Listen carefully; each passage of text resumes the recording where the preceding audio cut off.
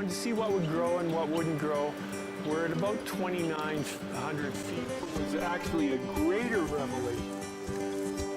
Somehow I think our Father has a purpose in all of this.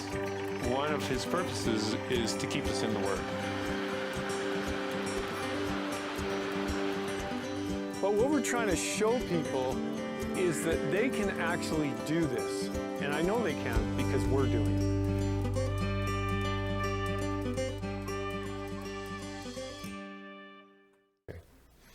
Well, let's have a word of prayer, shall we? And get started. Father in heaven, we thank you again that you have put it in our hearts to follow you, to search your word, to know your word. And Father, you have put it on our hearts to obey your word. And Father, again, we're asking for a blessing tonight as we have come here seeking it because we recognize our great need of it. And Father, your Son promised us that we would be led and be guided into all truth through your Spirit. And that you would show us things to come as well. These are promises that we claim because we claim also to be your children. And we give you full responsibility to lead us home. And Father, we want to give ourselves into your hand tonight to learn from you. Pray that you be with us now. Open your word to us. We ask these things in the name of Yeshua, who died for us to cleanse us from all sin and lead us into ways of righteousness. We pray these things. Amen. All right, so last night, these are two slides that we're going to look at just as some review because we need to pick up where we left off just a little bit. You remember we talked about 4 beasts from Daniel 7, and we said, well, these beasts, it's likely it's not Peru or maybe Argentina or maybe Portugal, but God would be talking about the main kingdoms of the world when these prophecies come to pass. So we're looking at this prophecy as a now prophecy, as these things are starting to come to pass now. And so we should be looking for 4 kingdoms, 4 dominant kingdoms that are in the world. And lo and behold, we looked at it last night and we saw that there are some dominant kingdoms in the world. And they happen to line up with the UN Security Council. The permanent members on the Security Council, who we remembered was the United States, is the United States currently. Who did we say followed the United States on the Security Council? England or Great Britain, the UK, Russia, China, and France. Those are the permanent members. We talked about that last night, and if you haven't seen this, I would recommend you go back and have a look at that, and you'll see why we came up with these nations, these kingdoms that are revealed in Daniel chapter 7. And then we talked about the idea that the United States, they were the eagle's wings that would be plucked off, and then there would be 4 kingdoms all by themselves. We saw the first animal being a lion with eagle's wings. And then we saw the eagle's wings plucked off. So we were saying that represents the United States. And people in the world say, oh no, the United States will never go down. They're the biggest superpower there ever was. Yeah, Babylon, Medo-Persia, Greece, Rome, they all went down. And I'm sure there was a time in their day that they never thought they would go down. In fact, Nebuchadnezzar made a big statue thinking that he could last forever, but he couldn't. He was succeeded by other kingdoms. The United States is no different. It's amazing with an institution or governments. They're usually formed at the beginning to serve the people. And there's a complete cycle when the system is going to go down. Now, this is the same with churches, are the same thing. Churches are birthed for a specific purpose. What is that? Can anyone tell me what that is? To serve the people. Sure, to serve the people. And countries, the United States, was put together to serve the people. We the people. Anyone knows the Constitution? It's all about the people. But when the institution, the government, makes a complete circuit in its lifespan, it ends on the note that the people now serve the government, and they do everything they can to keep afloat the government. And this is where the United States is. This is exactly where the United States is. And they're on the threshold of going the way of all the other nations that have gone before it, that have been the superpowers. And we can see society crumbling. We've got all kinds of controversy in the country, and you can see that it's in quite a mess right now. So the prophecies seem to indicate, for whatever reason, it doesn't reveal that in Daniel chapter 7. Daniel chapter 8, it reveals that. So Daniel chapter 8 has the keys to why the United States goes down. I'll give you a little clue, is we're facing war. If anyone's watching the news, they can see there's a clash of two great civilizations. East, which is Islam, and West, which is the Western nations. The whole world will be involved in this war. And after this war is over, I do believe the prophecies seem to indicate that the West will win and Islam will be defeated. Now that's what the prophecies indicate. So I'm not trying to say I'm on one side or the other. Both West and East have their major problems as we look at them today. So the United States, the prophecies indicate, Daniel 7 says the eagle's wings are ripped off. Daniel 8 says a large horn is broken, which represents the same power, being the United States. That means there's four left, four powers that are vying for power, trying to be that number one. Nature hates a vacuum. And so these countries will rise to the occasion, and somebody's going to try and be number one. And you can read all about this conflict in Daniel chapter 11. You see these wars going back and forth, lasting for a few years, actually. So we also talked about, this comes up from Daniel 8. Daniel 8 builds on this prophecy. It says, in place of it, that's this broken horn, this number one power, the United States power, four horns come up, and it just so happens, if the United States falls from its lofty position right now, there will be only four kingdoms left that are the permanent members in the UN Security Council. Exactly the way the prophecies indicate. No surprise here. The current events should line up with prophecy. If they don't, then we're looking at these prophecies being in another time, maybe outside of our lifetime. But we're looking at these prophecies and we're seeing they are lining up exactly the way the prophecies are indicating. So we did talk about France being part of the United European Union. And likely, if there's a bloc which is forming, well formed right now, the European Union, France will either, my educated guess, if you want to call it that, would be to suggest that France would represent the European Union on the Security Council, or France will bow out and give the European Union its power. At any rate, the European Union will play very large into this, because the fourth kingdom, it tells us, is made up of many kingdoms, and there's at least 10 dominant kingdoms. And we can see right now that the EU is taking on a different shape.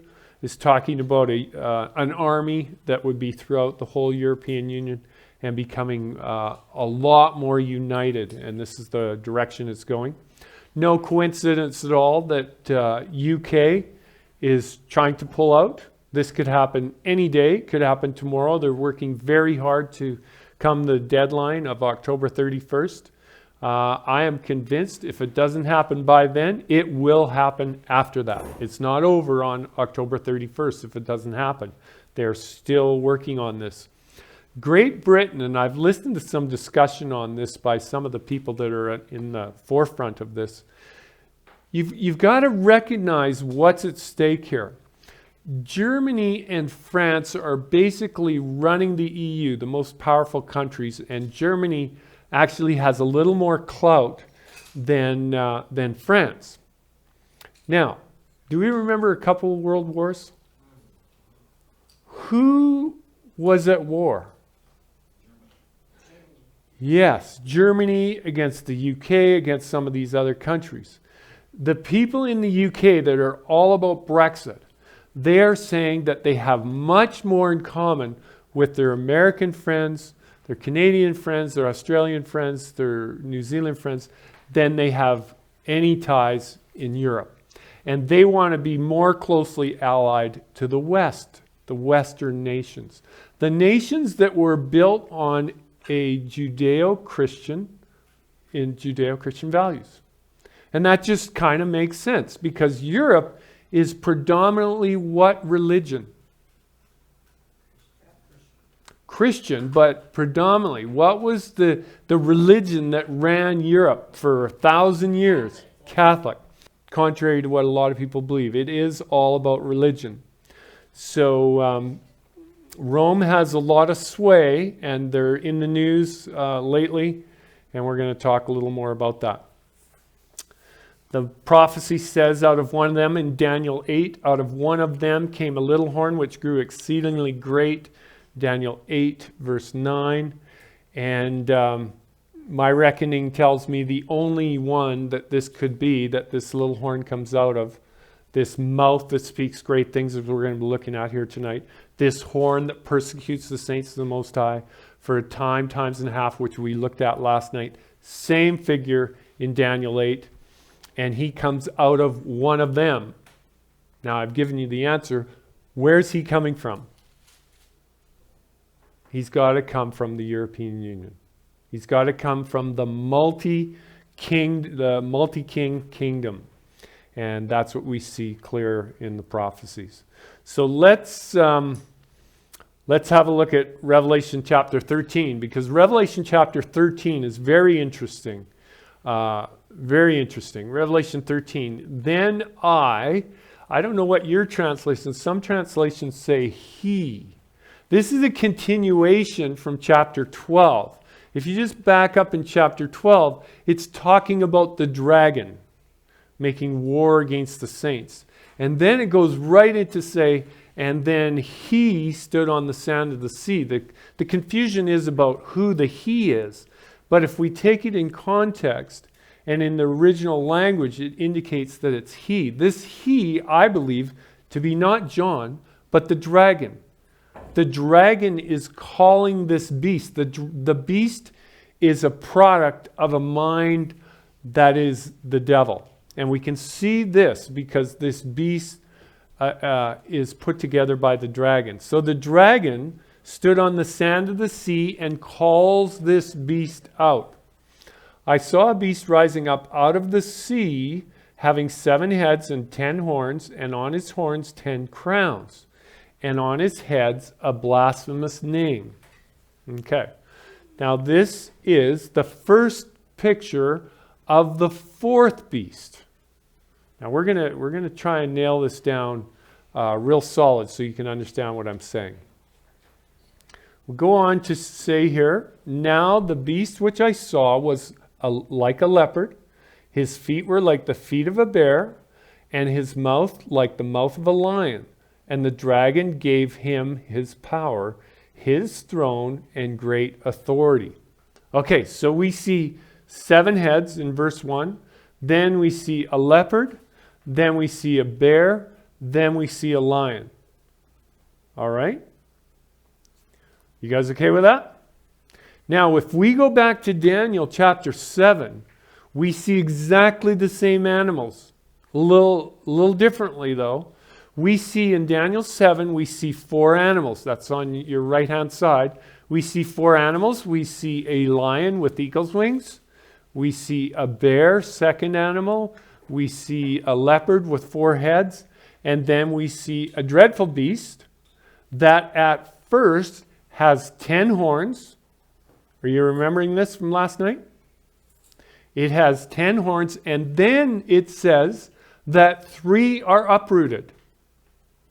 So how many horns does it have then? 7. Right.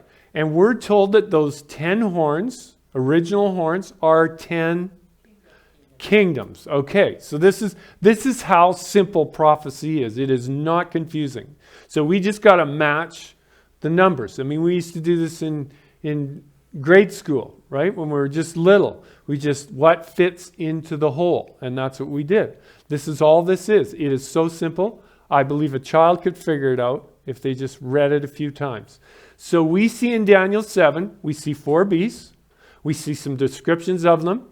And then in Revelation chapter 13, we see the same animals that we're told are kingdoms in Daniel, and we see all those all attached to each other, walking around, all part of the same animal. What does that mean? They've gotten together. This is the new world order. Not the one world order. Not the one world order. It's the new world order. We saw those kingdoms, UK, France, Russia, and China, and the United States, all working together in the UN. We saw the United States go down. We saw 4 left over. These are these 4 beasts. Now you've got the lion. It says the lion had to stand on its own. No eagle anymore. So you've got these 4 beasts. That's exactly what you see in Revelation 13. There are no eagle's wings on this beast in Revelation 13. We can't miss this. The eagle is not mentioned.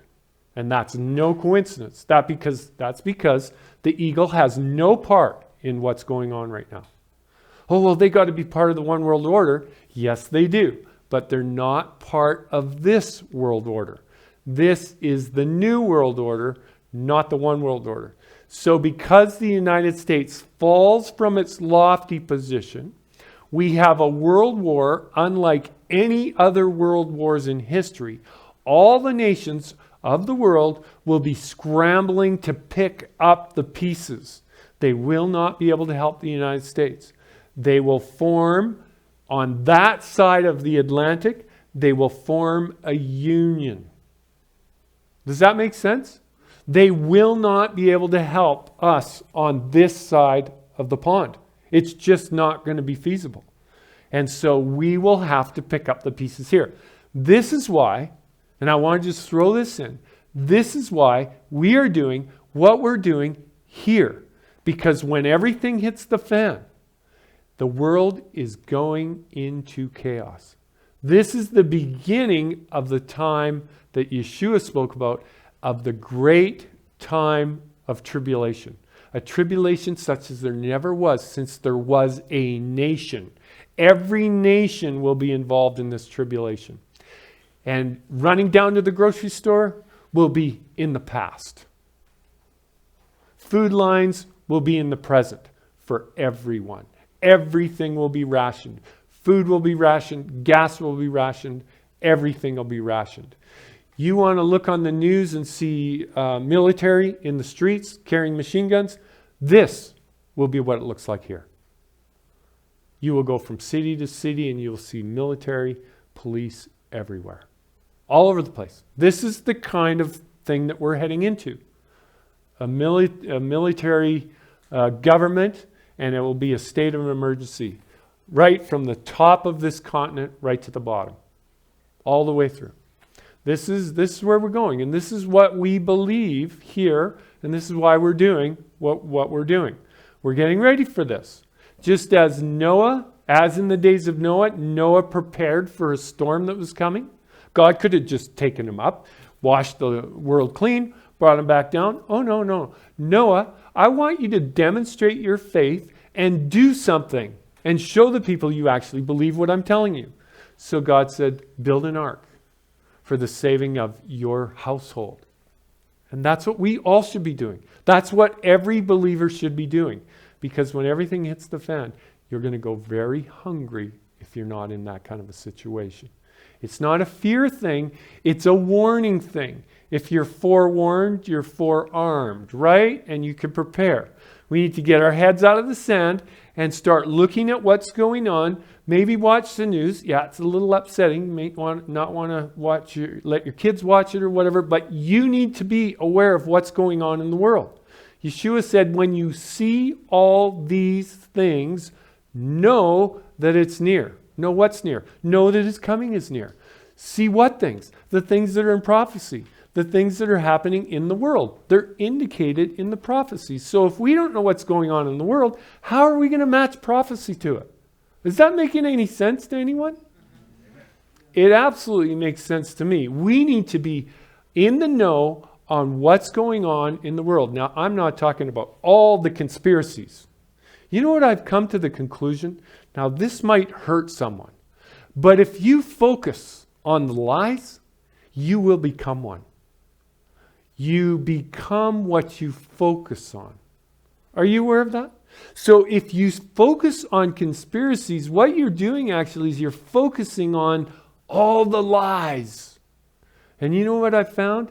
Most people that are totally focused on the conspiracies end up believing lies. It's just what happens. I challenge people to spend at least as much time in the Word on their own, not on YouTube, as they do in anything else. So you watch an hour of YouTube, you spend an hour in here. So in other words, you watch an hour of YouTube about the Bible, you spend an hour in here proving whether what you just saw is true or false. Most people, I shouldn't say most people, it's not quite like that. Many people get their theology off YouTube. Are you aware of that? A lot of people don't even read this. And when I start talking to them and they start telling me what they think the truth is, I'm just shaking my head. And I just say, show it to me in here. It's not in here. We need to get real familiar with what's in here. That's how we're not going to be deceived. We're going to be saved by reading this book and praying, God, show me. Show me by your Spirit what is truth. You see, I wonder if people are willing to sell themselves out of everything for the truth. I think that's kind of the problem. They want to hang on to stuff. And so God can't reveal everything to them because they just reject it. So we've got to be willing to go all the way. My prayer is, God, I want to go all the way. I didn't come this far to fall short. I want to go all the way with you. And I want you to lead me home. So when I'm studying my word, my wife and I, when we're always questioning each other, are we reading this wrong? Not, I look at that teacher and I say, hey, I like the sound of that. Hey, that's a popular teacher. He's got a huge church, 500 people. You know, a lot of people go to his feast. That is not how we're supposed to measure the truth. The numbers game has never been a good game to play. We need to go with what the Spirit reveals individually in our lives. Sure, we listen to people. Paul says, how are people going to know unless they have a teacher? There's teachers, but make sure you measure it with what the Word says. We've got to spend more time in the Word. So let's look at this, shall we? I just want to do a little bit of math here because, can you guys count to 10? Yeah. Okay. So let's try this, shall we? So in Daniel chapter 7, we saw 4 beasts, right? We saw 4 beasts. We saw the first one was a lion, right? And the second one, now this is not a 2, it's a 1. Second one was what?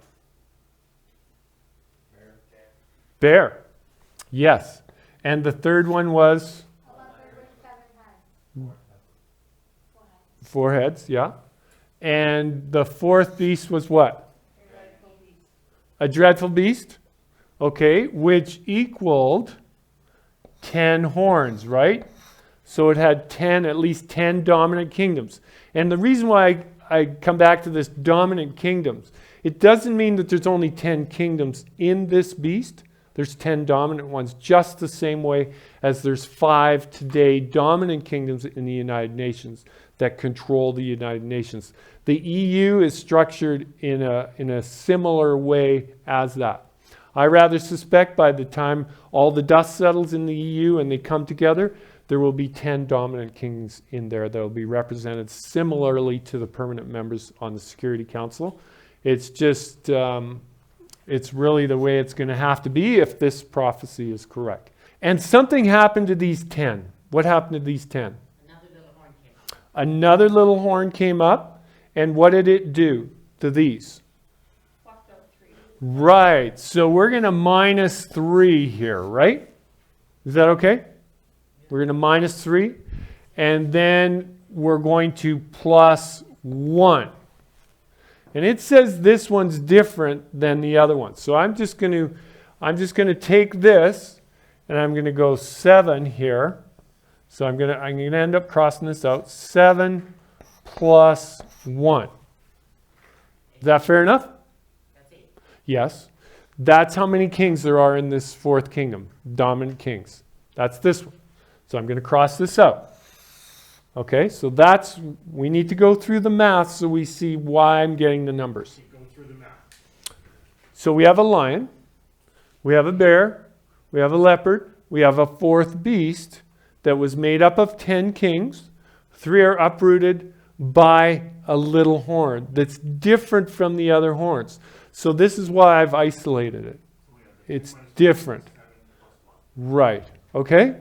Now this is really important because we have how many now? 8. 9, 10. Oh, 11. 10 plus 1. All right? So now we're just going to look at Revelation 13. Revelation 13 says, I saw a beast come up out of the sea. It has how many heads? 7 heads. 7 heads. Now notice what I'm doing here. 7 And 10 horns. and 10 horns. Right. And and 10 crowns. Right? 10 crowns. Yeah. All right. Now go back to Revelation 12. And I've just got to make sure we get this verse the right one. Verse 3. It's Verse 3. Thank you. Somebody read that?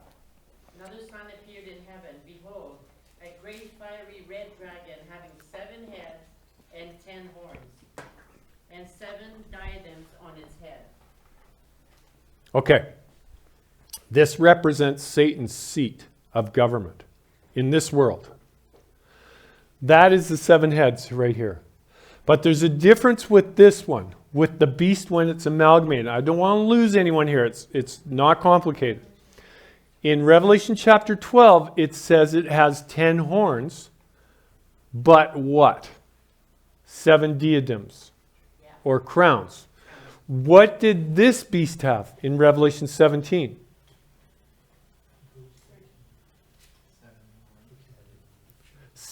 7 heads and what? 10 crowns. 10 crowns. So this is different. The one had 7 crowns. This has 10 crowns. What do kings wear? Crowns. Right. So that what you just read in Daniel chapter 12, or Revelation chapter 12, is the 4th beast of Daniel 7. If we go back there again, there was 10, uprooted 3, 7 left over. There's your 7 heads from from Revelation chapter 12. It's a progression. It's a progression. And then we see here in Revelation chapter 13, all of a sudden, instead of 7 crowns, there's 10. And this is why. Because we see, read the next verse in Revelation 13. What does it say? Now the beast which I saw was like a leopard.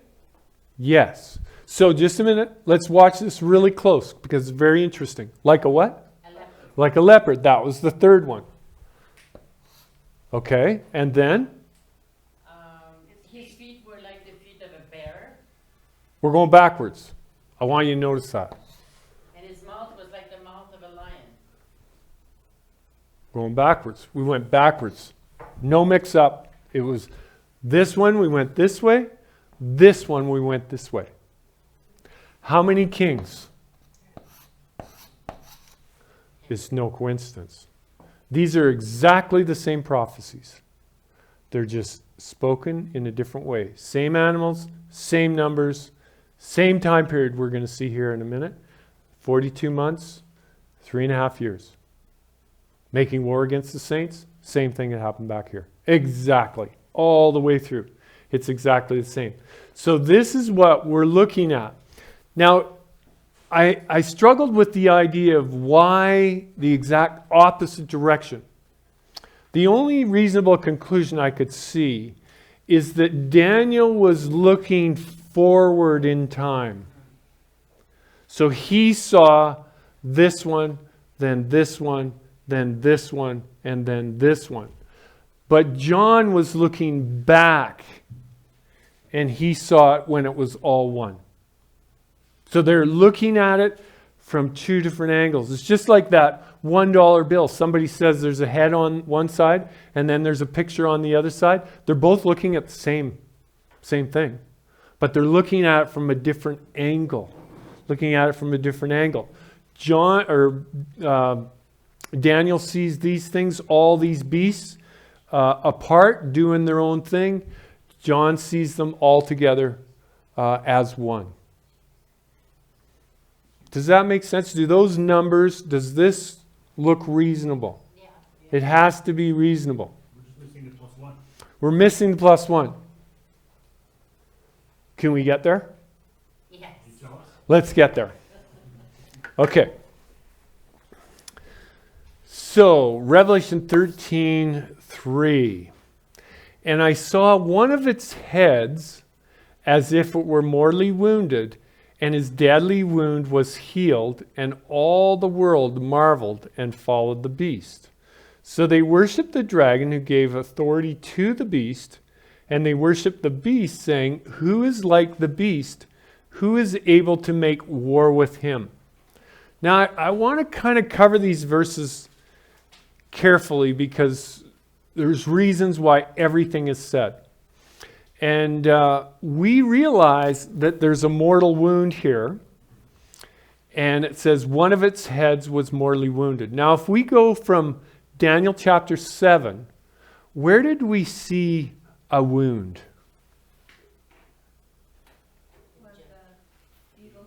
The eagle's wings were plucked off. Oh, yeah.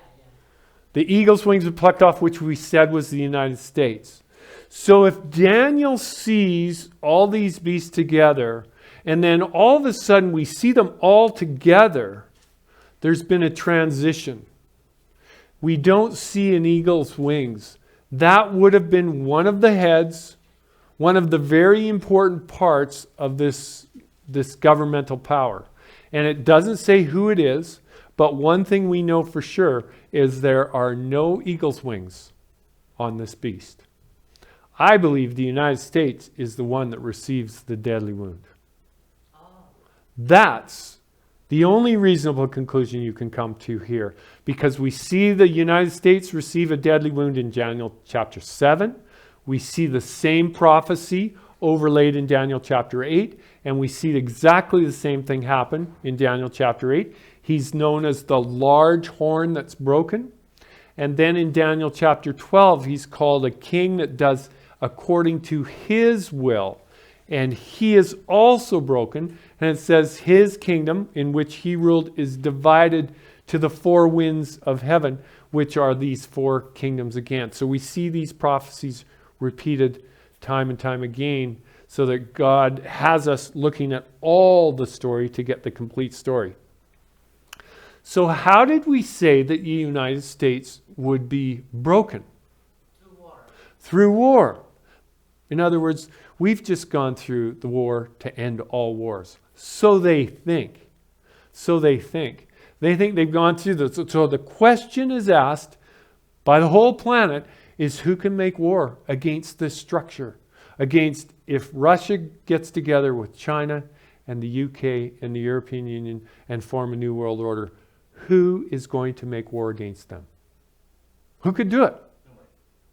Absolutely nobody could do it. That's why the question is, now they're going to say peace and safety. And we know what happens when they say peace and safety, don't we? So this is what people are going to think is going to usher in a new world system that peace will reign. But it's not going to happen for very long, as we can see in the prophecies. It doesn't last. But it goes... yes, sorry. So this is what we've got here now as the New World Order, right here. All these nations joined together as one working block. Now that doesn't mean that all the borders are open, but they finally realize they've all got to work together. The blue? Where the circle is. Okay, with the United States broken, and Canada will be right with them, and the line is still in here, so they will go and be a part of this New World Order. It's fitting that they're all on that side of the water. So over here in Canada and the United States, we will be struggling, and we will not be apart. There's no Eagle and Canada. There's no Canada involved in that as well. So the New World Order takes shape, and it will eventually be ruled from Jerusalem. That's what the prophecies indicate. South America, I don't really pick them up. They're not going to be dominant players, but South America will go probably the way of Rome, and something that I should have mentioned here just to make a little more sense here. Thanks for bringing that to my attention. You see all the blue in the slide? Yeah. These are all the Christian countries in the world. Some are Protestant, some are Catholic, some are Eastern Orthodox. But they all, in their apostate form, if you will, they're all going to agree on some things that will unite them. And we can see this happening right now. They're uniting. And they will unite under one head eventually. But all the blue countries are Christian countries. Does it have to do with the Pope making that big meeting coming up here to unite everybody? Question is, does it have anything to do with the Pope? I rather suspect it's got everything to do with him. When people are looking for peace and solutions to the world's problems, it's funny, you listen to leaders that go places across the globe. It's funny, I hear a lot of times in the news, they stop at Rome. Yeah. It doesn't always tell you where they go, but they seem to always stop at Rome. And you can see this, if you're watching the news, you can see this, and the Pope's been in the news using global warming as an initiative to bring in certain laws and so on. We're going to talk a little more about that, so we won't get into that just yet. Okay, so this is what we're going to have after this war. We're going to move into a new world order. This is Daniel 8 coming on stream. We're not going to get into Daniel 8. I've got some videos specifically on Daniel 8, and I'd recommend you watch those to see all that is going to happen too. And that involves more with the war with the West and Islam. That's what's coming just around the corner that we need to be fully aware of. Now this one world order is given something, and he was given a mouth, speaking great things. Now that should be a trigger from Daniel 7. The little horn, it says, speaks great things. That's from Daniel 7. So the mouth, now that this beast is given, a mouth speak. Remember in Daniel 7, in this horn had the eyes of a man and a mouth speaking great things. That's Daniel 7. Now we see exactly the same thing. We see the lion, the bear, the dreadful beast, and the leopard. And we see a little horn comes up, and it says, he takes the whole world under his control. You remember that from Daniel 7? We looked at that last night. This is exactly the same picture we see in Revelation. In this one, it says he's given a mouth speaking great things and blasphemy, and he was given authority to continue for 42 months. This is the time that the little horn has from Daniel 7. I hope you're seeing these connections clearly, because I believe they are clear. Just raise your hands if you're seeing this. Yeah. Okay, thank you. So we see this little horn from Daniel 7. We see it again in a mouth speaking great things. In this case, it gives us a little more information that actually is given in Daniel chapter 11, speaking of this same power. It says in Daniel chapter 11 that he commits blasphemy.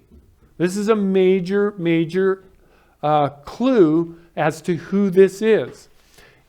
We didn't see blasphemies from Daniel 7. We see blasphemies from Revelation 13 and also Daniel chapter 11. And we can see this also in Revelation 17, which is the same power. The horde that rides the beast that's made up of 10 horns. So we can see God's giving us different glimpses all the way through the prophecies of the identity of this power. So we see now it commits blasphemy. Now, what else did it do in Revelation or in Daniel chapter 7? What else did this little horn power do? We saw in Daniel chapter 7, verse 25, that he does something. He commits something. He's persecuting the saints of the Most High. Absolutely. Trampling the sanctuary. That's Daniel 8. Okay. Speaks pompous words or great things. Same thing as here. And he does an act. He changes times and laws. Okay. Now, yes. And he changes times and laws. And he makes the whole world come under the system. But it's very interesting because what they say is that Yeshua, or Jesus, changed those things and brought an end to those things at the cross. Now we know that Yeshua doesn't change, and he's not going to change his laws. He's not going to change his appointed times. Those are his dates with his bride. Why is he going to change that? I think if you were married to someone and you always used to celebrate on a certain day every month because it was your anniversary, and all of a sudden you wanted to celebrate it at another time, that probably isn't going to work that well. These are dates that God has given us so that we can meet with him, and he can meet with us, and we can meet with each other. Why in the world would those ever change? If you were the enemy of God, you would have a purpose in changing that and directing the traffic the way you want. This is why the little horn is said to change times and laws.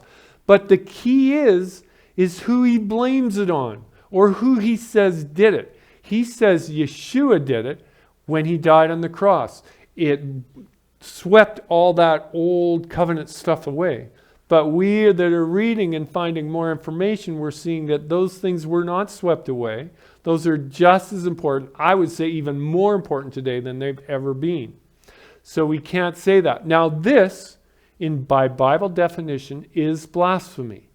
When Yeshua was accused, when he was healing somebody, he was accused by doing it, the power that he used was the power of Beelzebub, or the devil.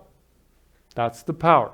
And he said, all manner of sin will be forgiven you, except blasphemy in that instance. So what they were accrediting God of doing through Satan. So they were accrediting that Yeshua was doing these things through Satan. In Yeshua's words, that's blasphemy. You're crediting to God something that Satan does, or you credit Satan for something that God does. So this is what is Bible definition, one of the definitions of blasphemy. If the little horn changes the times and laws and accredits it to God, that is by Bible definition blasphemy. So that's connecting the dots. We see changes times in Daniel chapter 7. It doesn't tell us that in Revelation 13, but it says he commits blasphemy. So now we've got to put those two things together. And of course, there's other ways he commits blasphemy, but those are the ones that are specifically mentioned, the changing of God's times and laws and accrediting it to God's work when it was actually the work of the devil that inspired men to do that. So blasphemy, we're told also that he does. Very, very important way of knowing who this power is. Revelation 17 or 13 verse 7, it was granted to him to make war with the saints and overcome them. This is almost word for word right out of Daniel 7. Just lifted right out and stuck in there. Another indication, we're talking about the same power. And authority was given to him over every tribe, tongue, and nation. So this mouth speaking great things, this little horn, it says he devours the whole earth in Daniel chapter 7. Here it explains what that means. He has power and authority over every tribe, tongue, and nation. So he rules. He's ruling the world now.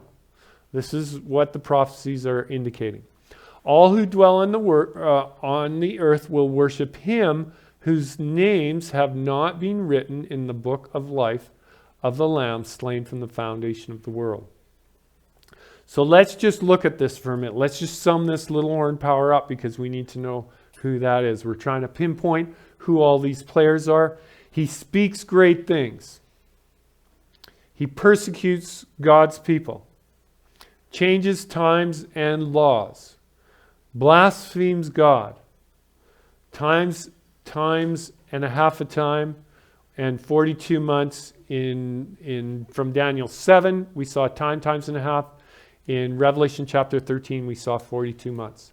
And there's also a reason why we see 3.5 years, 42 months, other places 1,260 days. We're not going to get into that, but that's a critical point as well. And it says in Daniel chapter 8, verse 12, which we're not looking at, but there are just a few more clues here. An army was given to him. An army was given to him. And it tells us also in Daniel chapter 12, Daniel chapter 11, verse 21, it says, he shall come in peaceably. Now, I used to have fun at where I used to teach at a college because I'd get into a discussion with some of the students. And the students these days, these people are thinking, these young people, 20 to 30 years old, they're all trying to, the New World Order, they're all talking about this because they're watching the conspiracy theorists and all this kind of stuff. And they're saying, oh, it's Prince Philip or somebody, you know. And they're just guessing, just like a lot of us are just guessing who this power could be. Barack Obama, you know, could be anybody. But the Bible pinpoints all the things that this power is going to do. And we have to have a checklist and check these things off. When you look at this list, this can be none other than the Roman Catholic Church.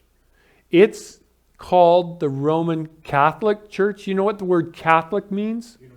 Universal. Their goal is to rule the world. They've had that on their radar for over 1,000 years.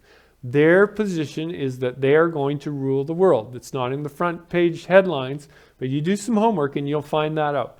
I believe the prophecies indicate that they will one day rule from Jerusalem. They have had their eyes on Jerusalem for well over 1,000 years, and they think that they should be the ones that should run Jerusalem because it's got many holy sites there, and they are the protector of all truth, right? Right? Yeah. So they say.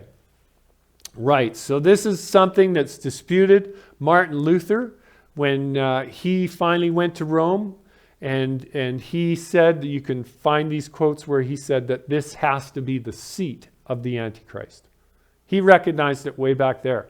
A lot of people have gone away from that concept, but I think we're going to have to come back to realize that the papacy has come a long ways from the day, just hang on a second, the papacy has come a long ways when the likes of Peter and Paul started the Church of Rome. The Church of Rome has come a long ways from that time and turned us back on a lot of truth for many different reasons. So he speaks great things, persecutes the saints of the Most High. The Catholic Church has a very poor record when it comes to the way they have treated people in the past. It's no secret. I understand the estimates are during the Dark Ages upwards to 50 million people that they were responsible for slaughtering in one way or another. They have changed times and laws. They have a whole new system. I usually have a little book. It's called The Feasts of Jesus, and it's a list of all the feasts of the Catholic Church. And guess what? Passover, Pentecost, and Tabernacles are not among any of them. Exactly. They have replaced them all, and they have all kinds of other things as well. Blaspheme God, just the very fact that they say that God did away with his own law is blasphemy in itself, but there's many other ways that they do this as well. One of the things, and I just have to say this, one of the things, because I was a Catholic, and I'm not talking against Catholics here. It's not what this is about. It's against a system, a very corrupt system. Now, we know, if you've been watching the news, the record of the priests is not good. And I don't even want to get into that. But the reason why, I believe, because the priests were not allowed to marry. They weren't allowed to marry.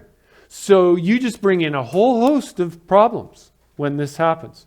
Now, it's amazing to me that this church claims that Peter was the first pope. But according to the book of Mark, Peter had a mother-in-law. How do you get a mother-in-law? You need a wife first? You see, this is how the Roman tract got off track. They slowly started to try and make God's ways better. Can you improve on what God does? No, you can't. And so if we try and improve on what God does, we're going to end up in the same boat. We cannot improve on it. We've just got to submit to his authority and just do it. You know what Mary said to the servants at the wedding feast? Whatever he says to you, just do it. She was smart enough to know that. And that's what we just need to do. But they've changed many, many, many things. We will be given into his hand for a time, times and a half. Now I want to move on a little quickly here. I just wanted to cover that very carefully because people are asking those questions now. Who is this? Is it the papacy? Because it was believed in Protestantism for many, many years that it was the papacy, this power. But people have gotten away from that. They're moving away from that. Well, just watch. Watch this power. It's slowly starting to rise to world dominance again. This global warming is an indicator of that. They're going to use global warming to bring in their decrees, to bring in their, all businesses should stop functioning on Sunday. We should stay home, maybe relax, and that's going to help the atmosphere. The world will start to cool down. Well, I don't think the world's going to cool down at all. It's going to heat up. It's destiny. It's going to keep heating up in more ways than one. So we see an army is given over to the horn in Daniel chapter 8. Why would an army be given over to the horn? Could it be because the horn doesn't have an army? So they need one. If they're going to have authority, they're going to need an army to carry out their will. Because they're going to be persecuting the saints of the Most High. Who's going to carry this out? The armies of the worlds. It says in Revelation chapter 6, in the seals, it talks about a 4 horsemen. Same guy. It says death follows him. It says he has dominion over 1/4 of the earth. Same power, same power. We can see that. It says he comes in peaceably. And this is what I was telling you about these students that I had. I would get talking to them about this, and I would say, if somebody's going to rule the world, if you were looking out there, and just forget about what you've heard, you were looking out there and you wanted somebody to bring peace into the world, and just make everyone love each other and all this kind of stuff. 9 out of 10 times when I did that, the one they brought back was the Pope. And they didn't know anything about these prophecies. And that told me if people just open their eyes, they can see. They can see this. It's very clear. Scripture identifies this power very clearly. And even those that don't study it can see this. It says, out of one of them came a little horn which grew exceedingly great toward the south, toward the east, toward the glorious land. That's from Daniel 8:9. And we're just touching on this with this little horn. This is another sign of the little horn. Now, if the rest of the world, you remember this picture, let's just go back for a moment at this slide. This one right here. You remember what we saw is all the blue. This is what's really important. You see all the blue. That's where all the Christian countries are. So we can see there's a little area there called the 1040 window. That's the highest population area on the planet. That's the home of Muslims, Hindus, and the Chinese. Okay? So just watch that now. So if the papacy, we're going to flip through this quickly here. If the papacy is going to rule, they're going to have to convince all the people. I rather suspect that we here in North America are going to bow down to them. Those in Russia will bow down to them. Those in Europe, those in the UK, because they have this Christian alliance, whether it's Protestant or Eastern Orthodox or Catholicism, they will join together. So there's a problem here after the war. There is a vacuum. And everything hates a vacuum. Nature hates a vacuum. And so does the world. So the papacy, it tells us this little horn goes south, it goes east, and then it says it goes to the glorious land. Now where's the glorious land? Right. So this Catholic power, this papacy power, goes on, if you will, an evangelistic crusade to gain favor with these countries that have never been in favor of the papacy. And because we're now in a one world system, they will bow to the papacy, but it even gives us the direction of the compass, which is perfect. He goes south into northern Africa, which is all Islamic, and across the Middle East, which is all Islamic, and right into the Far East, China. And then once it's done that, it goes back. And then I rather suspect that all this area will turn blue. Because Allah is now defeated. And the God of the Christians will rule. And the rest of the world will come under the Vatican as the head. And that's when they will go to Jerusalem. When they have the whole world. Daniel chapter 7, it says he consumes the whole world. That's all the kingdoms that it was talking about.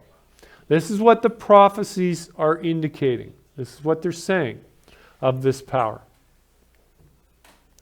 Then it goes on to say, if anyone has an ear, let him hear. He who leads into captivity shall go into captivity. He who kills with the sword must be killed with the sword. Here's the patience, endurance, and the faith of the saints. Now it seems like this is just dropped right in out of nowhere. Well, I'll tell you why it's dropped right in out of nowhere. Because this power is executing God's people left, right, and center. And a warning goes out to any power that kills with the sword will be killed with the sword. It's a precautionary, hey, wake up. Everyone that's reading this, if you are killing people, then you're going to come under this condemnation. That's the purpose. That's why it's dropped in here. And to prove that point, it says, here's the patience or the endurance. The word is endurance. The saints have to endure because they're being persecuted. They're being slaughtered.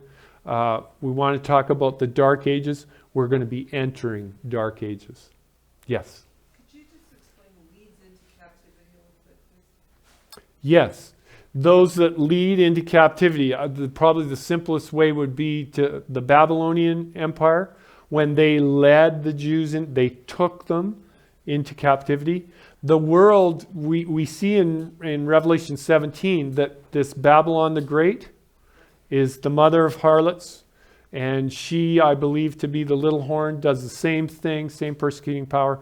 The whole world will be led into captivity by Babylon the Great in Revelation. So they will be captivated in Babylon. The whole world's going to be under the great Babylon the Great. Leading into captivity. And killing with the sword is exactly persecuting the saints and overcoming them for that 3.5 year period. Then it shifts gears again. Another beast comes up. Then I saw another beast come up out of the earth, and he had 2 horns like a lamb and spoke like a dragon. Revelation 13:12, and he exercises all the authority of the first beast in his presence, and causes the earth and those who dwell in it to worship the first beast, whose deadly wound was healed. Now we want to look at something here. We saw a beast come up out of what? Sea. The sea. This one comes up out of where?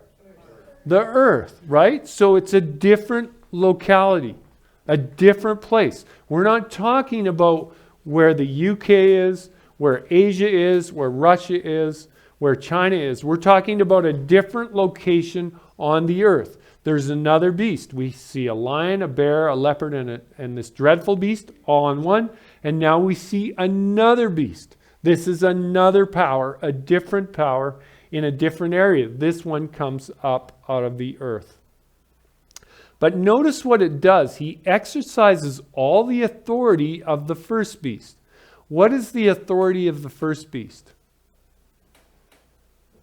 His authority is over the whole world, right? Is a superpower. He's the mouthpiece. He's president of the whole world, the New World Order at this time. So we see this other beast coming out, and he exercises all of that authority as this other one does. And it says of the first beast in his presence. So they're both operating at the same time. You got this little horn power that's ruling on the eastern side of the Atlantic. And now we see this other beast rising up out of the earth, different locations. So we've got to try and nail this down, make some educated guesses of who this could be. And it says that, and those who dwell on the earth, it causes those on the earth and those who dwell in it to worship the first beast. Okay. Let's try this, shall we? So we see another power causing those in the area in which it rises in the earth. So this beast that comes up out of the earth, it causes all those people under its jurisdiction to do what? To worship after the first beast. According to this. This is shaping the one world order now. It was a new world order. Now it's going to be a one world order. Because we see another power rising and saying, you need to worship that. And that's the only way that it's going to work for this power, because it's been running its own show. And the only way it can get into the New World Order is to worship the same way, to make the same laws, because we're coming under one head. The New World Order turns into the one world order when this beast comes up, because the beast causes everyone in this area where it comes out of to worship the first beast. That's its ticket into the one world order. If you want to play our game, if you want to play with us, you've got to play by our rules. It's just that simple. That's the way it's going to work. So who is this power? President Barack Obama, at the end of his term, right at the end, last year, 2016, he made the bison the national mammal of the United States. That's no coincidence. When he did that, I almost fell off my chair. It's like, I can't believe this, because I believe that the United States is this beast that rises up. They will rise from the ashes, so to speak. There will be a resurrection, because Canadians and Americans are not going to lay over and play dead. They're going to rise up again. They're going to rise up. But it's going to be a system now that we're going to be we're going to pattern our system after the New World Order system. And so the persecution that's been going on in the East under their system will begin to happen here. So the saints of the Most High will be persecuted here. That's you and me. That's us. So the sooner we can get out of town, the better. The sooner we can become disconnected from Babylon the Great, which is going to encompass the whole world, the better we are. We planted 100 fruit trees at this camp this year. And the reason is because we believe we're going to need to eat through this time. So we're planting. This is what people need to do. They need to start getting out, getting a place where they can be with like-minded people, they can see the trouble coming, and they need to get prepared. Because hiding our heads in the sand is not going to help us.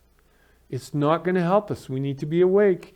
The wise man told us that, the wise man told us, those that are wise, those that claim to be wise, see trouble coming, and they hide themselves. But a fool goes on and is punished. Now, we just need to be wise about what's going on. So I believe the United States is represented by a bison. I don't think it was any surprise to God when Obama made the bison the United States symbol. But we see on this animal, we see something. It has 2 horns. There's been lots of ideas of what these horns represent. But we've been looking at prophecy, and what has prophecy interpreted horns as being? Kingdoms. So we see a beast rise up, representing possibly more than one kingdom. We saw this, we've already seen this in prophecy. It's a power that comes up, and it's got 2 dominant kings. Now you tell me, who could possibly team up with the United States and be a dominant kingdom in this? Canada. Exactly. Now, because we want to be included, because we're Canadians, right? So we want to be included. And we know Big Brother just lies across the 49th parallel, and we're all going to be one sooner or later, probably sooner than we think. So I believe it's no coincidence at all either that on the emblem of the law jurisdiction, the RCMP that run the legal system all across the Canada, the Royal Canadian Mounted Police, their symbol on their cars is a bison. No coincidence. I believe these to be what John saw, and it's interesting that John did not identify the animal. He just said it kind of 2 horns like a lamb, small little horns for the size of the animal, and kind of looks like a lamb if you look at it close. Nice and fuzzy, but speaks like a dragon. Does anyone know anything about bisons, buffalo? They're a very aggressive animal. You don't want to cross them, and they're a little bit like a locomotive once they get moving. They're a huge animal, very huge animal.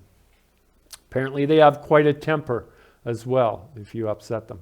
So here we see a possibility that the United States and Canada will join forces to raise from the dead, so to speak, come up out of the earth. There's been a resurrection. I liken it to a resurrection. There's a little closer view of it. Doesn't it look like a little lamb to you? 2 little horns like a lamb. So here we go now, little review again here. We see the New World Order in that position, ruled from Jerusalem. We saw how that comes to be. And that was the New World Order. When the United States comes on board and joins hands across and points people to the papacy, points people to the worship system of the papacy, the world will have a one world religion with its own laws, with its own binding restrictions and so on. And this will be when it changes times and laws throughout the whole world to come under one system. This will be when you will be a criminal if you keep any other religious rites other than those of the papacy. And we see this in Daniel in chapter 6, where there were laws formed in the government that went against the laws of Daniel's God, which is the God whom we serve.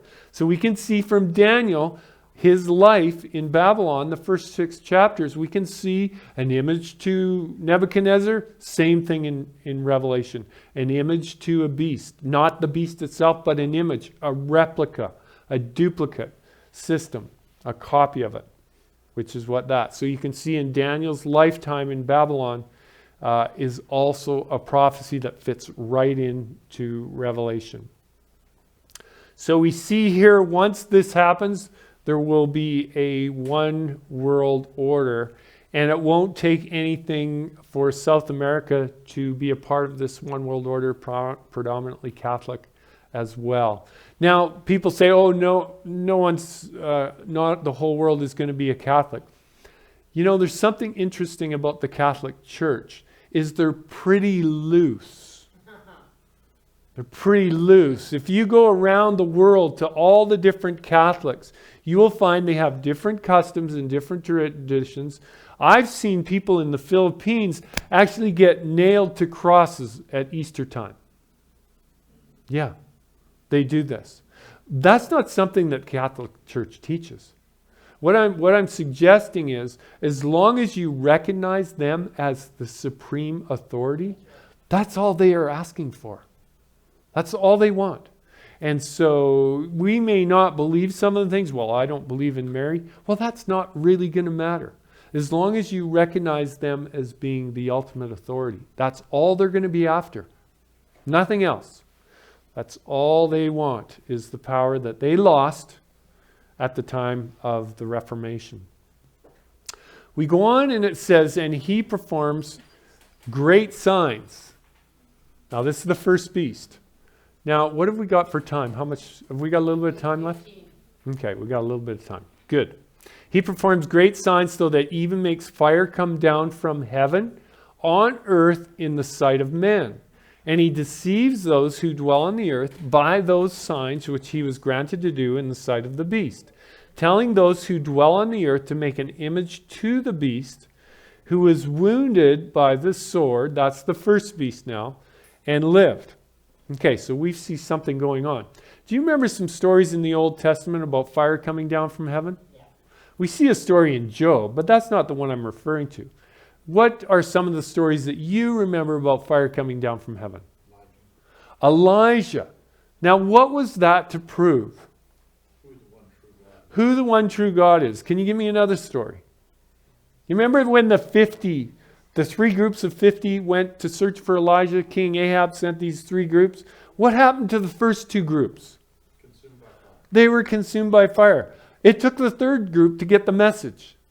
Like, talk nicely to Elijah. And that's what they did. They changed their tone with Elijah and they were spared. So what was that to prove? That Elijah's God was the God. Was the true God. Were there any other times? What about David when he went to Jerusalem, Ornan's threshing floor? Do you remember what happened when he built an altar?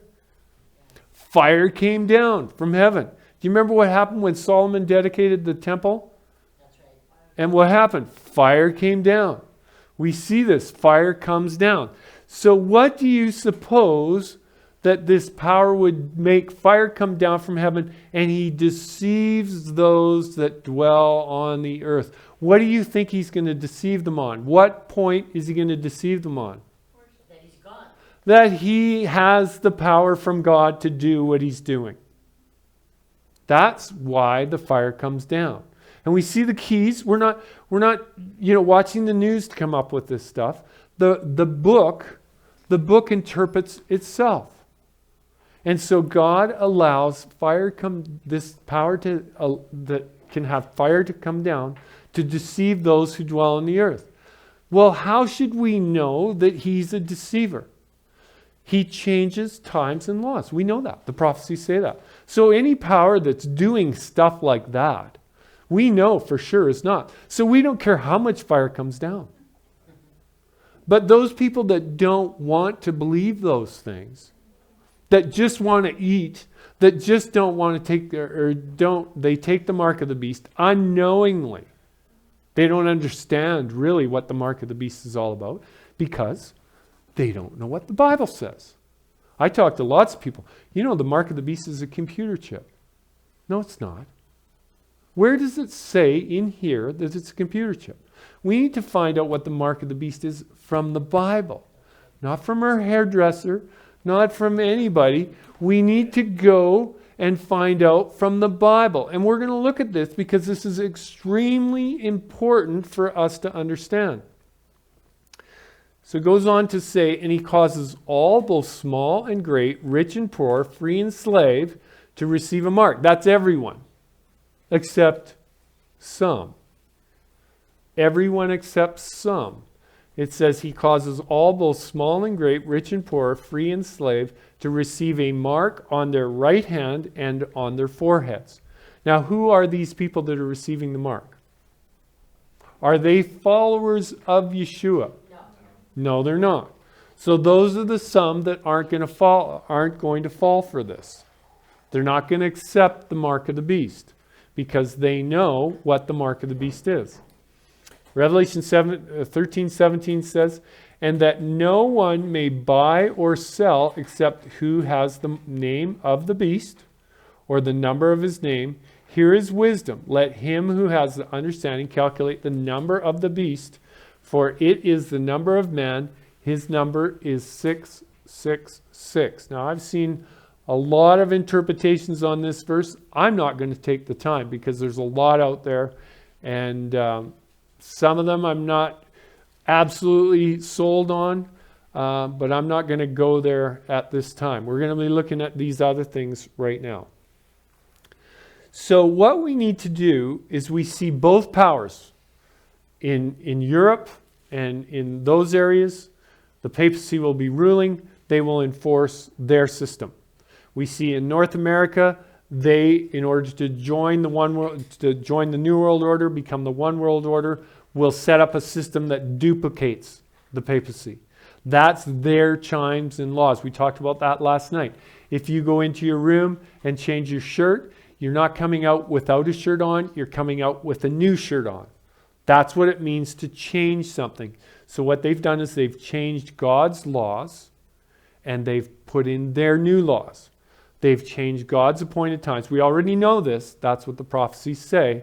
So they brought in their new system, and that's what they're going to be in that side of the world, and on this side of the world, we will be on the same system. So the mark of the beast. What is the mark of the beast? We can know what the mark of the beast is for sure if we use the Bible and the Bible only. The mark of the beast can be found by knowing what the mark of God is, or the seal of God.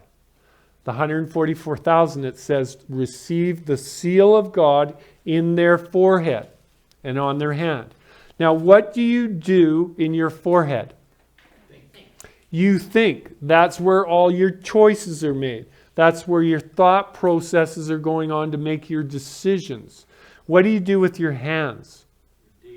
That's your works. The Bible refers to them as your work. Yeshua says sits at the right hand of the Father. He does the work of the Father. He's the one that came down here, laid his life on the line for us. He does the work. He's the active part of the plan of salvation. Not to say the Father hasn't been involved, but he's been on the throne, running the universe, so to speak, while Yeshua has been down here working with us on this planet. He gave us some marks or some signs of his authority. Exodus 31:13. Let's read that, shall we?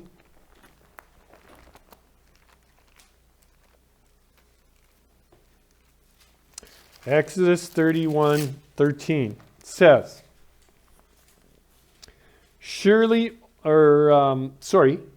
in verse 12, 31:12, we'll start there. And Jehovah spoke to Moses, saying, speak to the children of Israel. I want to ask a question. Who here belongs to the house of Israel? All of us. We have come to the understanding that if you're Christ or if you're the Messiah, You're Abraham's seed and heirs according to the promise. So we come under that covenant. The Abrahamic covenant we come under. Same covenant he had. It says, surely my Sabbaths, speak to the children of Israel, saying, surely my Sabbaths you shall keep, for it is a sign or a mark. You want to look at this word and you'll find that it's almost interchangeable here. And don't forget, when we get to the New Testament, we're looking at the Greek. It's called the mark of the beast. It's a sign of his authority. Same thing that the Sabbath is. So it says, my Sabbaths you shall keep, for it is a sign between me and you throughout your generations, that you may know that I am the Lord who sanctifies you. Now that word know is the intimate knowing.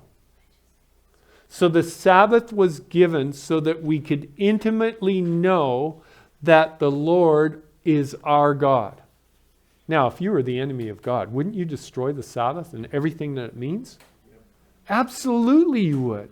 You'd bury it as deep as you could. You'd bring in another day, because if that's how we know God, through the Sabbath, through the understanding of the Sabbath, through his redemption, all the things that the Sabbath is talking about, the creation, a sign of creation. It's a sign of his authority throughout the universe, the maker of heaven and earth and all that it entails.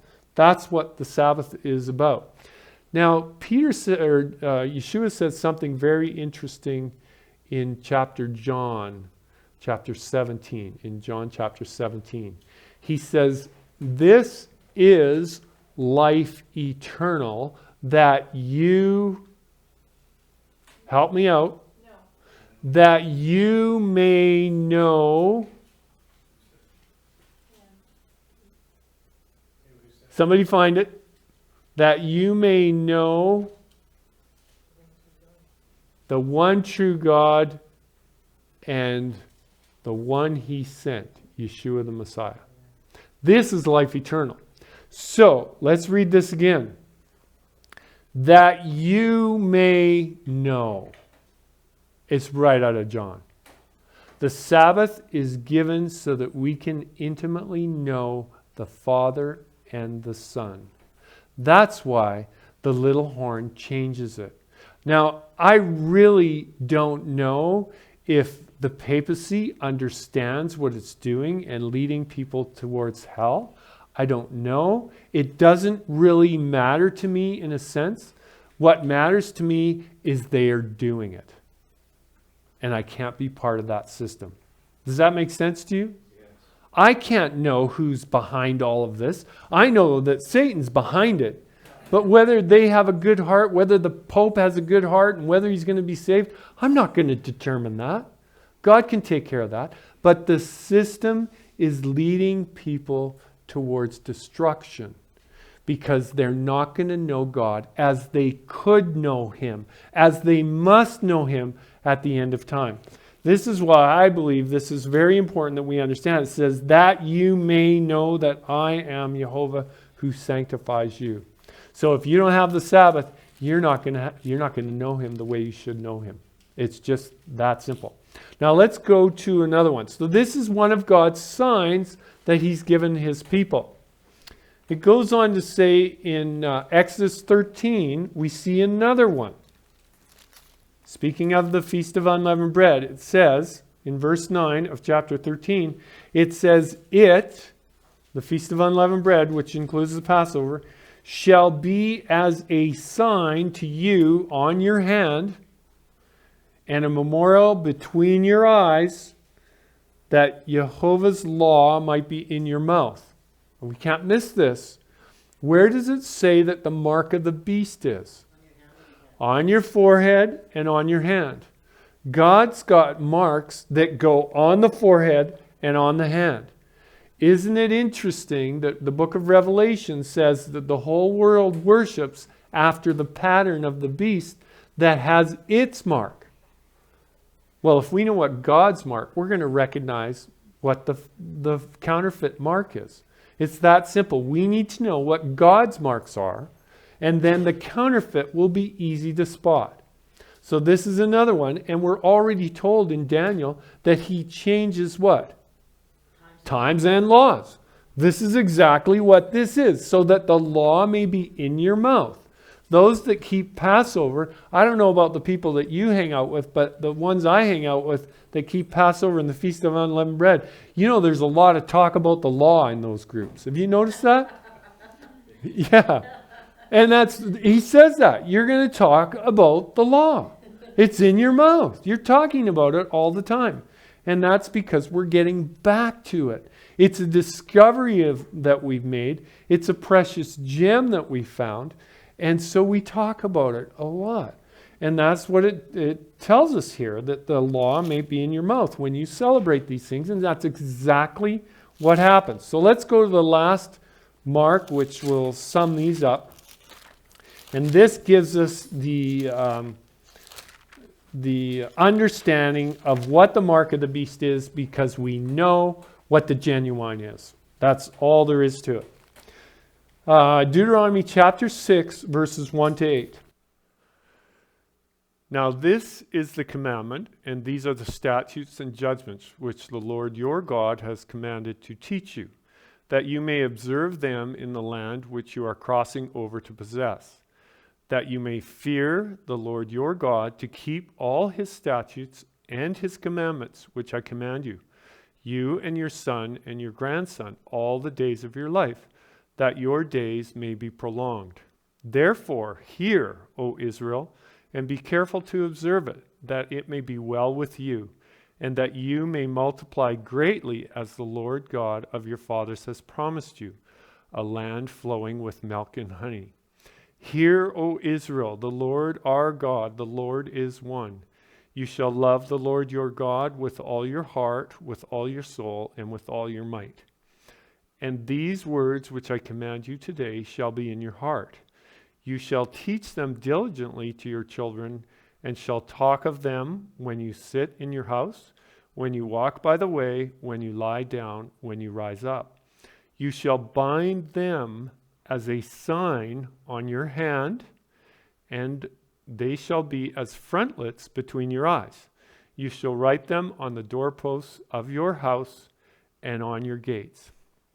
Now here we have again God using the expression that he's going to put something on our minds and on our hands. It's very interesting. When we have God's law in our mind, it comes out on what we do, which is symbolic of the right hand or the work that we do. So God has three signs, and recap again: Exodus 31, verse 13, Exodus 13, verse 9, and Deuteronomy 6, 1 through 8. These are God's signs. Now, if we know the original, if we know what God has set in place as marks that he puts on us, which comes out in our works and our words, we can know the counterfeit sign which the enemy is going to put on the people of the world. Now let's keep going in Revelation 14:1 now, and we're going to see something else that's very interesting here. Then I looked, and behold, a Lamb standing on Mount Zion, and with him 144,000, having his Father's name written on their foreheads. And I heard a voice from heaven, like the voice of many waters, and like the voice of a loud thunder.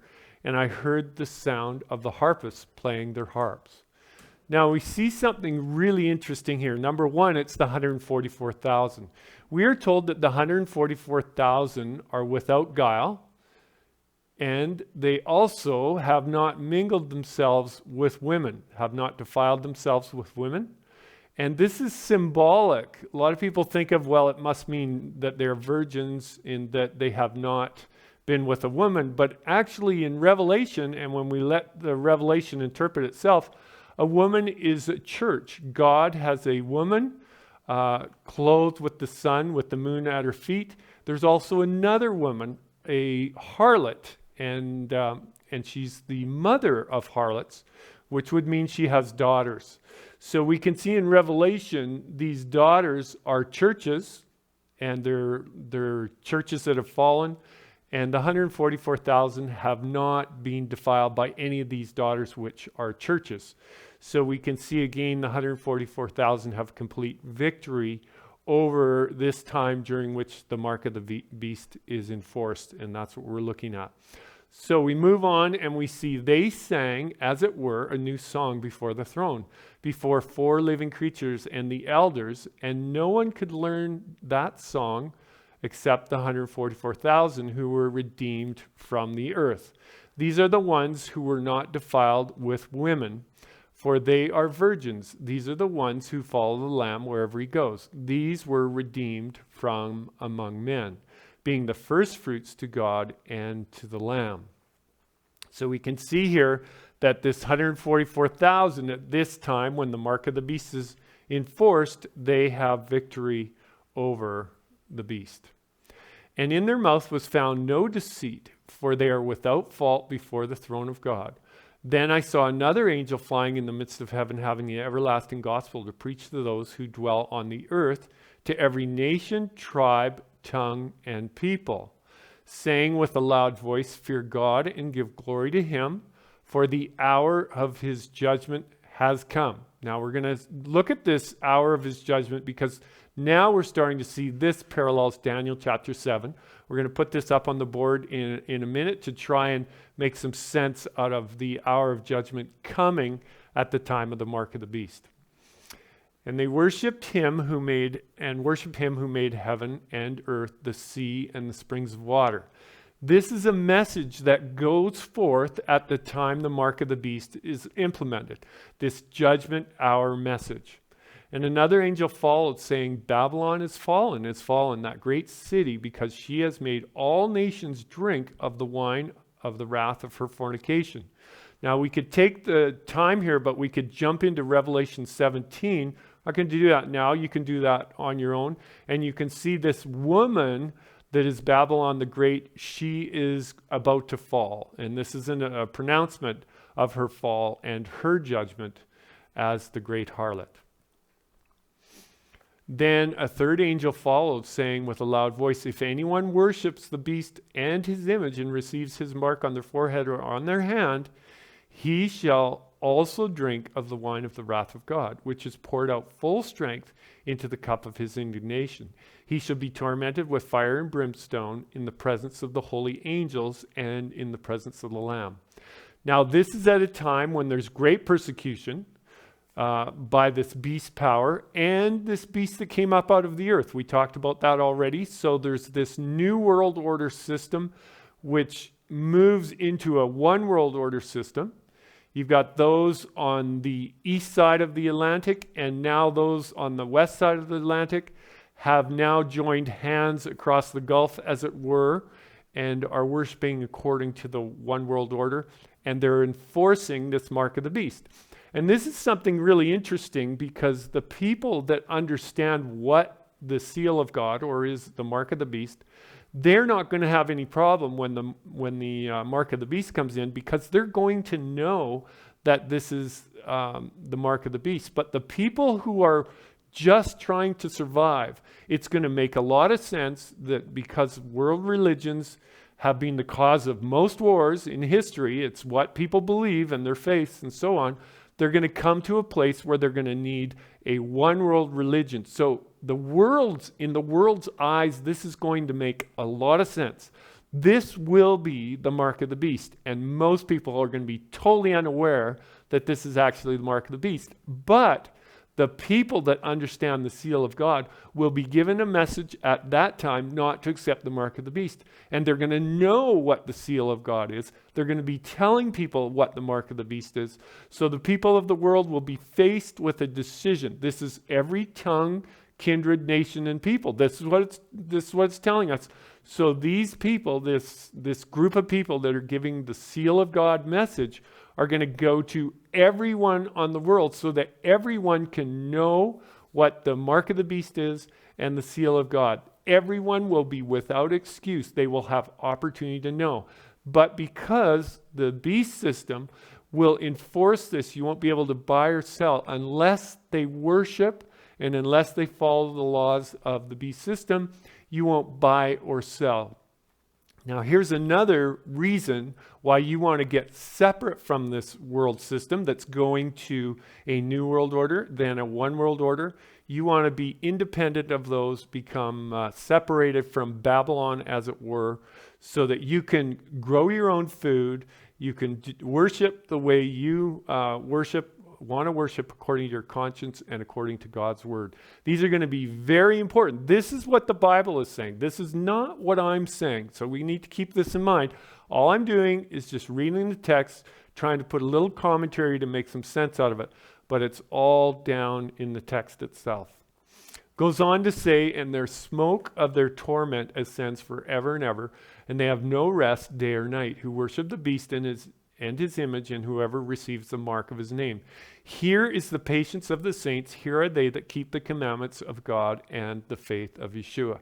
Now, to me, this just double downs on everything that I've said up until this point. The saints, here's the patience of the saints. Here's the endurance of the saints. If you want to look that word up, the saints are going to have to be enduring at this time because they're going to be given into the hand of this beast power, and they're going to be persecuted. Many will die during this time. This is not something to be afraid of because, in my personal opinion, if I sleep through this part, that'll be just fine. I would love to be alive when Yeshua returns, but I may not be, and that's just fine. Here's the patience of the saints. Here are those that keep the commandments. This is what we just read out of Deuteronomy. These commandments will be in your forehead and on your hand. They will be the way we think. They will shape the way we think. And they will also dictate to what we do in our lives because it will be in obedience. So our lives will be lives of obedience to God because we have learned that lesson. So now we have one more text to look at, and then we're going to go to the board and pull some of these thoughts together. Then I heard a voice from heaven saying to me, "Write, blessed are the dead who die in the Lord from now on, says the Spirit, that they may rest from their labors and their works follow them." This is where it talks about, here's the endurance of the saints. They're enduring. Some of them are dying for their faith, and some will be alive. And this goes back to what Paul said, kind of piggybacks on what Paul said. It says, those that have died in Christ, those all in the past history, those that have died in Christ will be raised. Those that die at the time of the mark of the beast, that are persecuted, they will be raised, and those that are alive will meet the Lord in the air. And we've been talking about that this week as well. So now we want to just pull this together because everyone wants to know, well, how does the timetable fit? On the timetable that we've seen, we've looked at a few timetables. One predominant one is the 1260 days, 42 months, 3.5 years, all the same group of time periods. In fact, from Daniel to Revelation, that one time period is recorded 7 times. So that means it's very important, perfectly important to understand what that means. This is the time of great persecution when this little horn power rules the whole world and enforces the mark of the beast. And as we looked at that's the time when this other beast rise to power with 2 horns, and they adopt the system that the little horn has enforced on the east side of the Atlantic. So let's look at some time periods so we can kind of bring some ideas together here. So let's have a look at this. So for the sake of just simple to understand, we're just going to draw a timeline and then get through it. So we saw here what's kicked this whole thing off from Matthew chapter 24. We saw that the very first thing was war. So we see war is what kicked this off. And then through the sequence of events, we saw the 4 kingdoms and the United States broken just after the war. And it says this goat becomes very great, and the predominant 4 horns, we talked about those. So let's just say that that's going to start right there. When the 4 take over, the United States is broken, and we have the 4 beasts of Daniel, the lion, the bear, the leopard, and the dreadful beast. We've gone through that already, so that should be just a refresher. So at that point, Then there's this struggle for supremacy, and a little bit in after this happens, we see the little horn takes control. Now, I don't know how long this is going to take, but it's not going to take very long. We're going to be in a crisis situation. Things are going to happen very rapidly through here. So we saw that the little horn will take control, and the little horn will have, which what we looked at, does everyone remember how long it had? It had 1,260 days, which is 42 months, or 3.5 years. Now, and times and a half. And these are very important to understand. We can see that they're 30-day months and so on. If you go on a Gregorian calendar, you cannot get 1,260 days to equal 3.5 years or 42 months. So something's changed. So we can look at that. I've got other videos that suggest what that could be. The appointed days of Bible prophecy that goes through this whole thing on a possible change in the calendar coming up. So we're not going to get into that right now, but we can see that the little horn through this 1,260-day period, we can see from Daniel 7, we already covered this, we saw a judgment. We saw a judgment during the time of the little horn. So we see this judgment. Now, when we fast forward into the book of Revelation, we see exactly the same thing. When the New World Order comes together, we can see a judgment. We just read it. A judgment during the time of the mark of the beast. This is the power, this little horn power, will implement the mark of the beast during its reign. So we see the parallel prophecy, Revelation 13, when all the kingdoms of the world are joined together, it will implement the mark of the beast. So we can see that somewhere in this. So it's just a duplicate prophecy. Daniel saw all the beasts coming together. John sees them all together. Revelation or Daniel chapter 7, we see a judgment right somewhere in the reign of the little horn. We can see exactly the same thing in Revelation 13. This is another reason why you've got to put both of these prophecies together. The more data you can bring together, the better you're going to be. There are some more time prophecies that we have just sort of touched on. The other one is we're just going to go up and over that one. There's another one, 1,290 days. And we saw that the little horn only reigns for 1,260. So we saw in Revelation 17, you can read that sometime. Revelation 17, verse 15 through 17, tells you that the kings of the earth, the 10 kings of the earth, are going to have about enough of the little horn, and it says they will destroy her because God has put it in their hearts. The little horn only has 1,260. Then there will be a vacuum again, and this is called the abomination. From the time, the abomination of desolation, from the time the daily is taken away to the abomination of desolation is set up, it says there will be 1,290. Now we need to know what the abomination of desolation is. So that's another thing that we have to figure out, but it happens after the time of the little horn. We also have one more time period that is part of Daniel chapter 12, and that's a 1,335-day time period, Daniel 12, verse 12. And Daniel is told that he will rise to his inheritance at the end of days. It says, blessed is he who comes to this day. This is blessed day talk. This is resurrection day. That's the blessed day. 1335 looks like it's the resurrection day. And then once resurrection day, then this is basically when eternity, we go into eternity. Now we want to try and make a little more sense of this. If we can go through these days, we can see that they're on festival timing. So we saw in Daniel chapter 7 that there was a judgment. We also see in Daniel chapter 8, verses 11 through 14, there's another judgment that says that the sanctuary is cleansed at the time that this is going on. Now, if we think about the sanctuary timing, when is the sanctuary cleansed? Does anyone have any ideas? Day of Atonement. The Day of Atonement, exactly. So if Daniel 8 is talking about the Day of Atonement, that brings in another time period. It brings in a 2300 day time period. Now, it's very interesting that it doesn't actually say 2300 days. It says 2300 evenings and mornings, then the sanctuary would be cleansed. Now, when we're talking sanctuary time here, we have an evening and morning sanctuary time, which is called the daily, the tamid. And this is actually what it's talking about. We can take that word back into Numbers, the first few verses of Numbers, chapter 28, and we can see there's a morning sacrifice and an evening sacrifice. Daniel 8 is talking sanctuary language, and it gives a timing in sanctuary language. So if you have 2300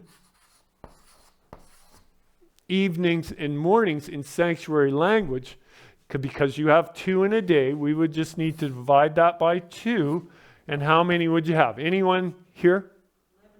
1150, exactly. So you'd have 1150 actual 24-hour periods. Now we can fit this in. We've got a 1290. I'm just going to put this 1260 down here. You have a 1260 day period, 1290 day period, 1335 day period. If we have a cleansing of the sanctuary at 1150, cleansing the sanctuary would be judgment. We've already seen in Daniel chapter 7 a judgment in the time that the little horn is reigning. We see this both in Daniel 7, again in Revelation 13, additional information. It talks in Daniel 7 that this little horn power changes times and laws. This is a clue to what it's going to do, which will be the mark of the beast. It will bring in its own set of times and laws, and we can already see what those would be, i.e. Christmas and Easter could be wrapped up a part of that, as well as Sunday, to this one world religion, which most of the world is on that program. And once the little horn takes total control, they will dictate that. So if the cleansing of the sanctuary actually happens on 1150, which is what it says, unto 2300 evening and morning, then the sanctuary will be cleansed. If this is the Day of Atonement, the 1150 would go right here. Okay. Does that make sense? Everyone following the logic there? Okay. So now we have these time periods. If this is, I'll just abbreviate this, if that is actually the Day of Atonement, if we've interpreted that correctly, we can see these other time periods. Now, I was thinking about this one day and I thought, okay, I know all these numbers. I'm pretty sure that this is the Day of Atonement. Now, what would these time periods land on? So I could go 30 days, or the difference here, another 30 days, 1335. So the very interesting part is, I know the prophecies in sanctuary time have to line up. Just as when Yeshua came into Jerusalem on the 10th day to show himself as the Lamb of God of the first month at Passover, then he died exactly the time that the Passover lamb was supposed to die. He was crucified at the 3rd hour in the morning, which would have been 9 a.m. He died exactly the time of the afternoon offering and the time of the Passover offering, which would have been 3 o'clock in the afternoon. It says the 9th hour, which is reckoned as 3 o'clock. So we can see Yeshua followed the calendar exactly through at his first coming. So we can have confidence at the second coming, the calendar is going to be followed through. He was also raised on time, the day of first fruits. So wrapped up in the festival calendar, we can see a resurrection at first fruits. And he actually, if you read Corinthians, 1 Corinthians chapter 15, Yeshua is actually called by Paul as a type. He's a type of those that will be raised. So if he's a type of those in kind, he very well could be, I believe, a type in time as well, because there's types in the sanctuary as in kind and time. They both meet together. Yeshua rose at the time of first fruits, so he is a type in kind and in time. We can't miss this. The sanctuary is wrapped up in time and events. They go together. So here we see the Day of Atonement in judgment, And then we go through this mark of the beast, just what we saw in Revelation 13. And then through this period. Now, what I was wondering, if you took sanctuary time, would this fall on any sanctuary time? This is the 7th month and the 10th day. If we go 8th month, 10th day, 9th month, 10th day, and follow it through all the way through, this is on biblical timing now, we would get, at this time, if we went through that amount of days, we would get to the first month, of the 10th day, okay? First month of the 10th day. If we went from the 10th day here and go 6 months, that would be 180 days. And I just want to follow the math through here. So 180 days later, we would get to the first month, the 10th day. That was the time when they were to choose their lamb. So the difference between Day of Atonement to the 10th day of the first month would be 180 days. Well, if you subtract 1150 from 1335, you're going to get 185 days. So plus 5, remember now, that was the 10th day. If you add 4 days, you're going to get to the Passover. You add 1 more day, and you'll get to the day of the Feast of Unleavened Bread. So at day 1335, at the end of that, the accomplishment of that, at the end of that day would be 185 days. Now, if you remember, Yeshua said something that was very interesting. Except those days be shortened. Speaking of this time, except those days be shortened, no flesh would be saved. Is it possible that Yeshua is going to compress this thing as tight as it can be and yet still follow sanctuary time? The culmination, I don't think it's any coincidence that you can go from the Day of Atonement to day 1335 and end up exactly on sanctuary time on the Day of First Fruits. What was the Day of First Fruits? But a resurrection. So we've got now sanctuary time, resurrection, that could happen on the Feast of First Fruits. The resurrection has to happen on the Day of First Fruits. It's the only sanctuary time that has a resurrection, and we can see that. So now we can see sanctuary time is involved here. This makes a lot of sense when you compare the Exodus story. Remember, during this time period, we're going to have the 7 last plagues and so on. When we overlap this with the Exodus story, this is where, to me, it makes a lot of sense. They had 7 last plagues that were poured out on the wicked. You have a direct parallel with that. And we can see as we go through those plagues in Egypt, they didn't just happen in a few days, 4, 5, 6 days. They were spread out over months when you go back and have a close look at it. Just the same way the 7 last plagues will be poured out over a period of time. In fact, I believe from the judgment through the rest of the time, that's when the 7 last plagues were poured out. Just as in Egypt, they had a deliverer. Their deliverer delivered them from Pharaoh at the time. The counterpart to Pharaoh is Satan. Moses was to be as God, and Aaron was to be as prophet. So we can see there's types and antitypes here. So at the time of the deliverance, Moses delivered them, but we know obviously it was God that delivered. But their deliverer was Moses in the flesh. And we can see at the time, I got a question here. Well, yeah, so on day 1335, you're saying that's the first fruits? Is that the second coming also? Yes, that's the resurrection. Good question. Is that the first fruits? Is that second coming also? Yes, Paul tells us that those that are alive will be caught up together with those that are raised, and they will meet the Lord in the air.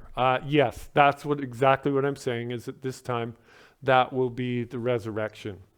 And that's when they are delivered, just like the Exodus story. You see, the Exodus story is actually a type of the grand Exodus when our Messiah returns to deliver us from our taskmaster, which of course is Satan spiritually, and Babylon at this time. They will deliver us from Babylon as well. So this is what I would call my best effort at trying to make some sense out of these sanctuary times. I'd be foolish to say that I've got it all figured out, but I do believe without question we are on the track of truth. As God is unfolding this thing, we're seeing more light all the time. So do we have any other questions? Because we're pretty much wrapping this up now. Okay, question is, I don't know if you were able to hear that. The question is this would be the time, it says, from the time the daily is taken away and the abomination of desolation set up. A lot of people want to put those two together. Excuse me. Some translations will do that. Other translations won't. And the interlinear is very interesting. It seems to look like it separates. So the way King James reads, New King James, and even the interlinear and other translations say, from the time that the daily is taken away until or to the abomination of desolation shall be 1290. So they're bookends. So the taking away of the daily and the 1290, it's the time span between those two. Does that help? Yeah. Okay, good. Okay, so what we want to do here, we want to wrap this up because I know I've kept you quite a while. My encouragement to everyone is keep studying. There's a lot of ideas out there that are coming up, to what the mark of the beast is. Do I really need to get out of the cities now? I'm going to wait till, all this little horn power gets in power and does all these things. Then I'm going to do something then. I want to warn you, don't put off what you should do today until tomorrow, because we all know what happens when you do that. If we wait until the war and everything crashes, you won't be able to sell your house. You won't be able to do it. And then if you want to be an enemy of the state and worship God, you'll probably lose your house because now you're going to be a criminal. So I would say, think on these things, determine what you need to do. Yeshua said, pray that your flight be not in the winter or on the Sabbath day. What he was actually saying there is ask God when you should leave. Pray, Father, when should I leave? The time that I leave may be different from the time you leave. God needs to reveal it to you. My admonition to you is start to pray that prayer. God, when should I leave? Because I can see there's a system coming that's going to be persecuting those that want to follow God and represent him on earth. So make that your prayer and seek God for counsel. Let's pray. Father in heaven, we thank you so much for your word that is sure, that we can count on, solid as a rock. We know there's a time coming such as never has been since there was a nation on this world. And Father, it's revealed that persecution of your people will be everywhere, over the whole face of the earth. And help us, Father, to know what we need to do to prepare, first spiritually, of course, but we also need to prepare physically, to get into a position like the wise man said, what Solomon said. Those that foresee evil coming will be prepared for it and take shelter. Be with us now as we celebrate your goodness, as we continue in your ways. Teach us, Father, your will for each of us in our lives, we pray in Yeshua's name. Amen.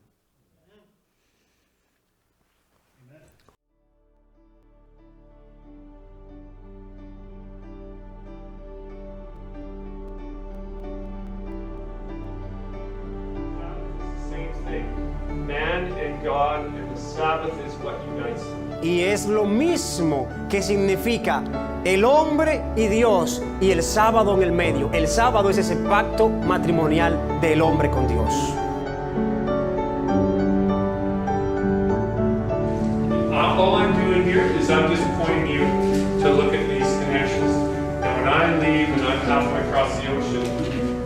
going to be able to start studying this out yourself.